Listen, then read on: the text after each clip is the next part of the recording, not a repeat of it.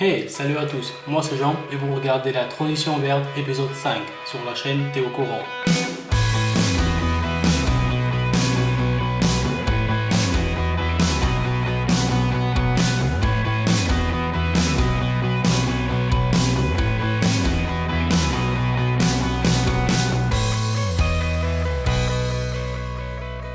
Bon, cette semaine il s'est passé plein de trucs très intéressants et comme vous pouvez voir, je vous ai fait ici un petit sommaire. Dites-moi dans les commentaires ce que vous en pensez de la présentation et si c'est bien structuré, si ça vous plaît. Je vais essayer d'améliorer dans tous les cas le système dans les prochaines vidéos. Bon alors, c'est parti.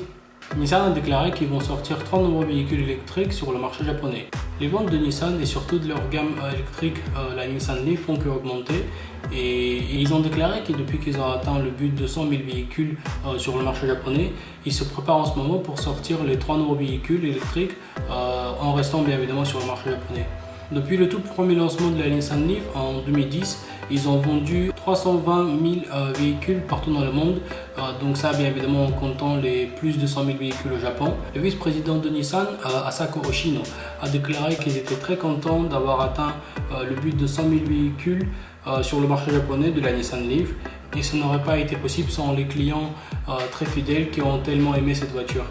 L'ère du véhicule électrique est là et en tant que leader dans les technologies, Nissan va continuer son travail du projet La mobilité intelligente de Nissan afin de nous apporter les produits et les services qui dépassent l'attente de nos clients.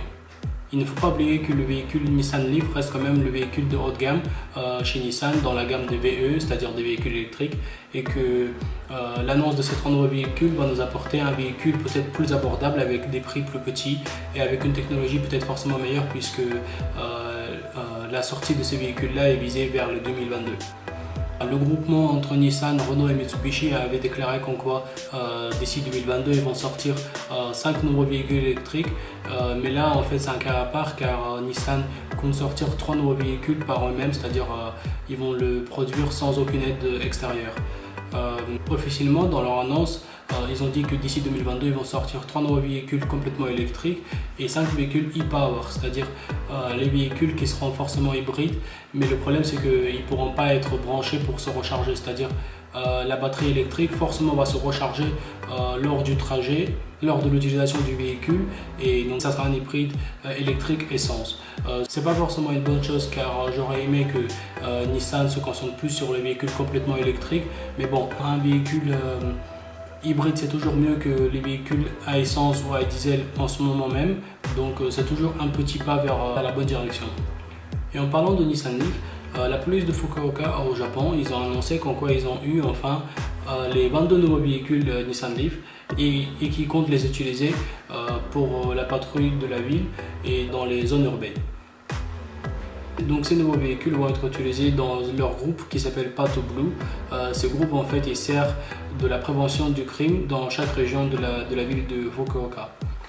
Donc après, les exigences de véhicules de police sont très difficiles à atteindre quand on essaie de convertir un véhicule électrique dans un véhicule de police.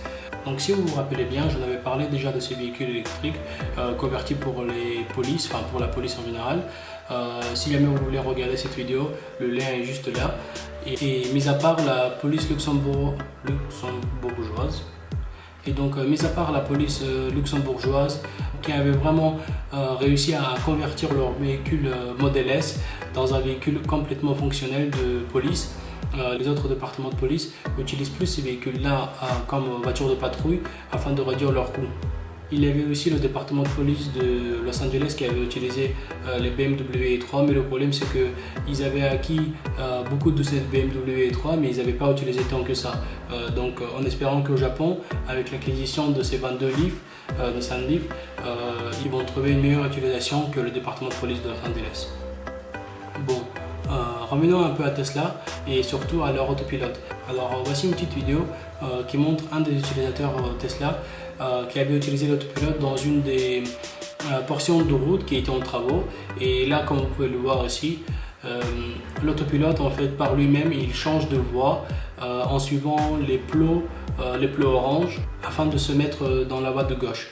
Si vous vous rappelez bien, la nouvelle version de mise à jour d'autopilote s'appelle 2018.10.4 Et c'est grâce à cette mise à jour que les véhicules Tesla maintenant peuvent voir les différents changements sur la route en raison de travaux, peut identifier des plots et donc réagir aux situations. Après, je vous rappelle encore une fois que l'autopilote, ce n'est qu'un assistant pour le conducteur. Ce n'est pas vraiment conseillé de l'activer pendant les travaux sur les routes avec des portions de travaux, car il ne pourra pas être fonctionnel à 100% comme il devrait être normalement sur une autoroute. Donc avec les nouvelles mises à jour et les nouvelles fonctionnalités, je comprends très bien que les gens ont envie de voir la limite de cet autopilote là. Mais vous devez être toujours prêt à prendre le contrôle sur le véhicule, toujours faire gaffe et prêter attention à chaque petit détail, car tout peut mal tourner à n'importe quel instant et donc ce serait dommage d'avoir un accident. Donc maintenant, quelques petites nouvelles concernant le système de parrainage de Tesla. Si vous ne savez pas, tous ceux qui ont des Tesla, ils obtiennent un code avec lequel en fait on peut bénéficier d'un abattement de prix de 1000 € et avoir le forfait de recharge superchargeur de Tesla gratuit à vie.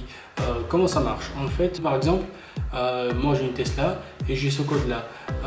Grâce à ce code, les gens, vous par exemple, vous pouvez toujours utiliser ce code afin d'acheter votre modèle S et X. D'ailleurs, j'ai oublié de dire que le programme de parrainage marche seulement sur les S et X, les modèles S et X. Et donc grâce à ce code, vous pouvez avoir une espèce de solde de 1000 € ainsi que votre utilisation dans les superchargeurs va être gratuite à vie, c'est-à-dire que le temps que vous avez votre véhicule S ou X, votre modèle S et X, la recharge pour ce véhicule-là sera totalement gratuite dans les stations de recharge superchargeurs. Donc les nouvelles mises à jour concernant le nouveau parrainage va être applicable à partir du 1er mai jusqu'à 15 juillet. Et donc voici la liste de tâches à accomplir. Donc à partir de une ou deux personnes qui ont utilisé votre code afin d'acheter leur Tesla, vous pouvez choisir dans cette option là, en fait elle est divisée en deux. C'est-à-dire que vous pouvez choisir soit la première soit la deuxième option en premier et après l'avoir l'autre en deuxième lieu. Vous pouvez avoir donc soit la recharge murale, elle sera en fait personnalisée, c'est-à-dire que votre recharge normale elle est de grise comme vous pouvez le voir ici, et celle-ci, la nouvelle, elle va être en fait une recharge murale signature, c'est-à-dire qu'elle est de couleur noir mat avec la signature de Elon Musk. Et donc la deuxième option c'est d'avoir la voiture Model S pour les enfants. Donc en fait c'est comme le Model S mais en plus petit, dans lequel peut rentrer un enfant de, je sais pas, peut-être entre 5 et 8 ans. Dans ce véhicule il y aura bien évidemment le système de son en fait qui va être fonctionnel, la recharge aussi, ainsi que les phares. Ensuite, à partir du troisième achat, vous pouvez avoir un accès en fait VIP pour précommander votre Tesla solaire, Tesla toit solaire. Et donc si jamais vous n'utilisez pas cet accès VIP, vous pouvez toujours le donner à quelqu'un si vous voulez. À partir du quatrième achat, donc vous pouvez encore avoir un choix entre deux possibilités.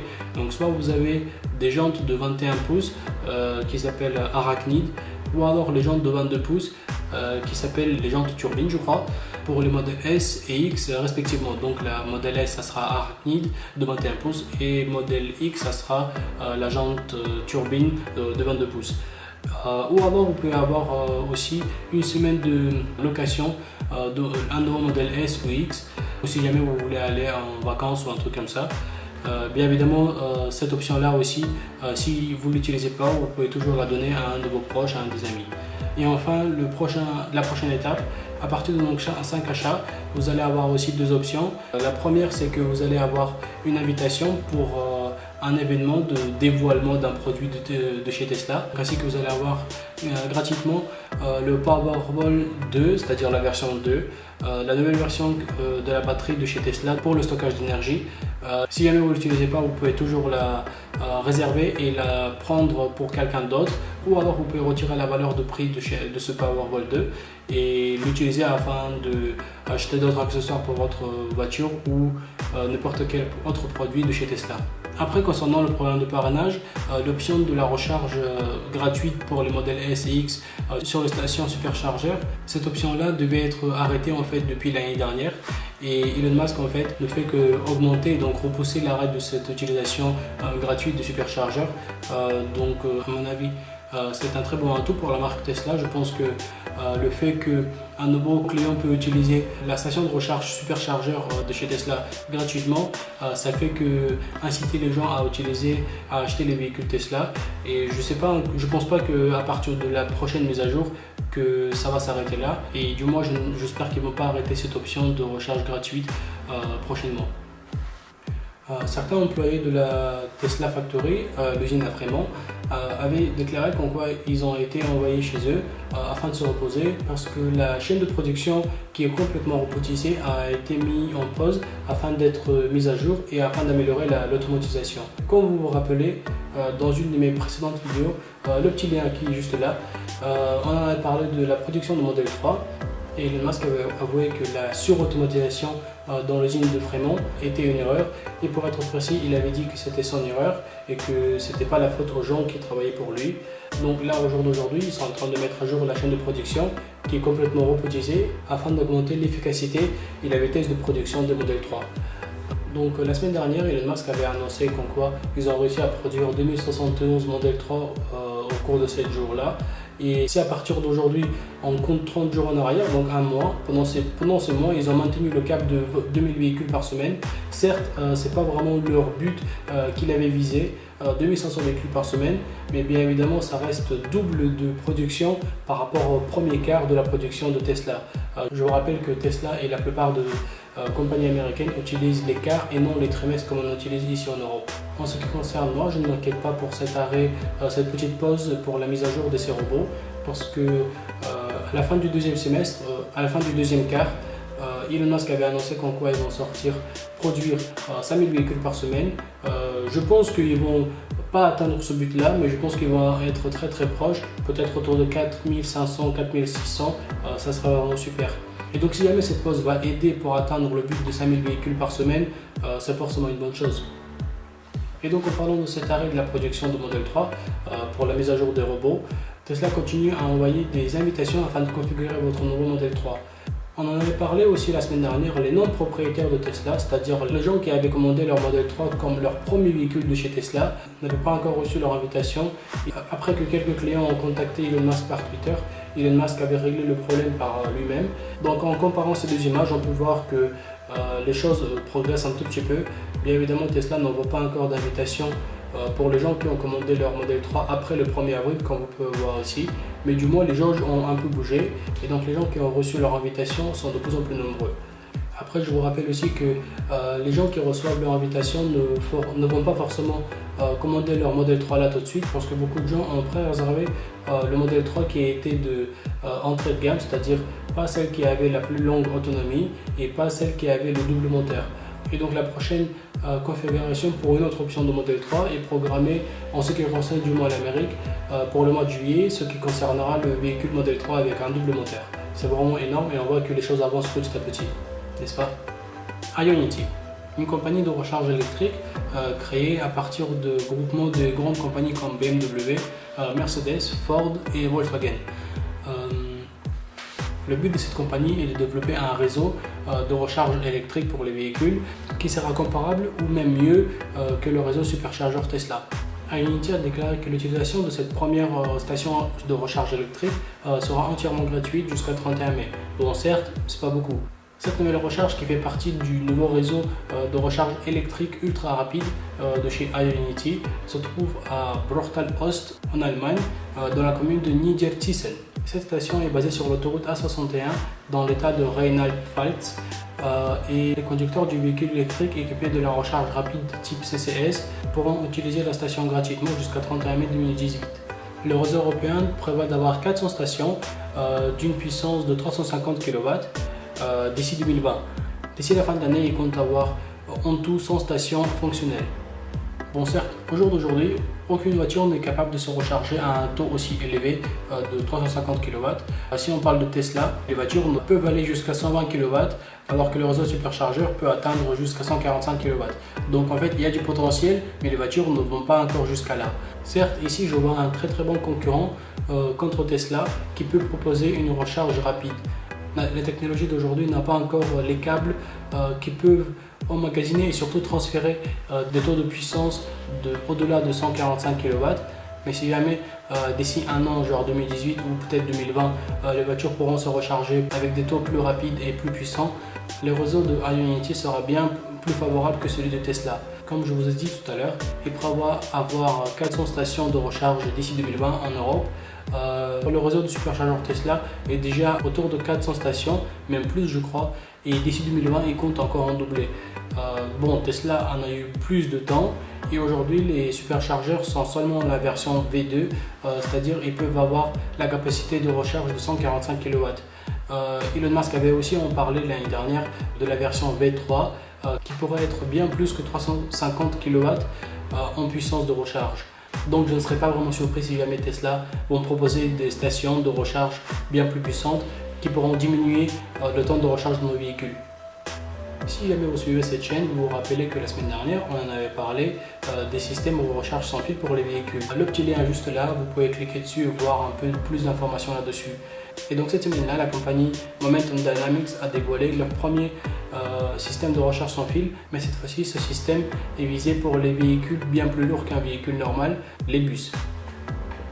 Andrew Daga, le PDG de Momentum, avait dit cette semaine que partout dans le monde, les agences de transport font la transition vers les bus électriques le plus rapidement possible, mais les limites d'autonomie empêchent une adoption plus rapide. Ces agences attendaient une solution qui garantissait que leurs nouveaux bus électriques puissent conduire sur n'importe quelle route tout en maintenant une réserve d'énergie adéquate dans toutes les conditions.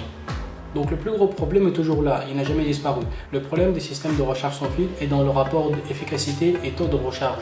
Cette rechargeur est la première dans l'État de Washington, mais la compagnie prévoit de déployer ce système partout en Amérique cette année et même vise un déploiement en Europe d'ici l'année prochaine. Parlons un peu de la Chine et leur salon de voitures qui a lieu d'ailleurs cette semaine-là, qui s'appelle Auto China 2018. Sur ce salon-là, Buick, une compagnie de voitures que peut-être vous connaissez un peu, à ne pas confondre avec Bouygues Telecom, avait annoncé leur concept de véhicule SUV électrique assez puissant. On n'a pas beaucoup d'infos là-dessus pour le moment, mais General Motors avait déclaré que leur nouveau véhicule sera équipé d'un moteur d'une puissance de 410 kW, ce qui lui permettrait d'avoir une accélération super de 0 à 100 en 4 secondes et une batterie qui va lui donner une autonomie de 370 miles, ce qui fait 595 km. Bon, n'oublions pas que ça reste quand même un concept et que tous ces mots, ça reste des mots sur du papier, puisque c'est quand même une idée. Tout ce qu'on peut attendre, c'est l'annonce officielle de cette compagnie et la version de ce véhicule en version de production et non en version de concept. Mis à part la puissance et l'autonomie de ce véhicule, Buick aussi a déclaré qu'il va avoir la connexion d'internet à bord de 5G et le pare-brise avant va être aussi équipé d'une réalité augmentée qui va nous permettre d'avoir un ATH, c'est-à-dire un affichage de tête haute.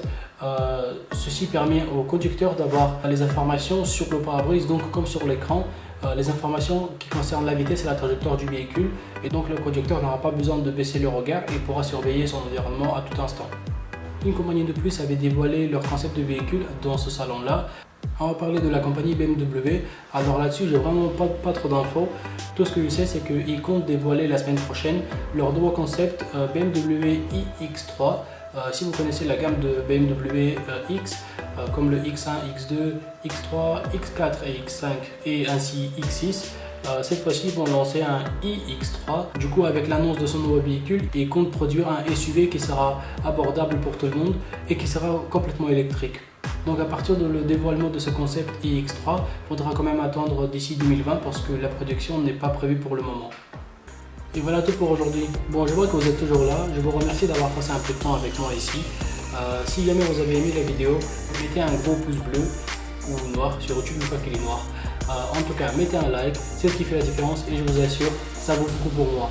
Dans le cas où vous avez vraiment aimé la vidéo, genre vraiment, et que vous voulez avoir plein d'autres vidéos dans le même genre, abonnez-vous à cette chaîne-là. N'oubliez pas de cliquer sur la petite cloche, ça va vous permettre d'activer les notifications pour chaque nouvelle vidéo publiée sur cette chaîne-là. Comme ça, vous allez avoir la vidéo avant tout le monde. Partagez la vidéo sur vos réseaux sociaux, parlez-en à vos amis, à vos proches, aux gens qui pourraient s'intéresser au développement durable, à l'énergie renouvelable, aux technologies du futur ou tout simplement à Tesla, parce que c'est cool. Mettez un bas dans les commentaires ce que vous en pensez. Si jamais il y a des sujets qui vous intéressent et que vous n'avez pas vraiment compris, je serais vraiment ravi de faire plein de nouvelles vidéos plus approfondies pour répondre à toutes vos questions. Et voilà, maintenant, tu es au courant.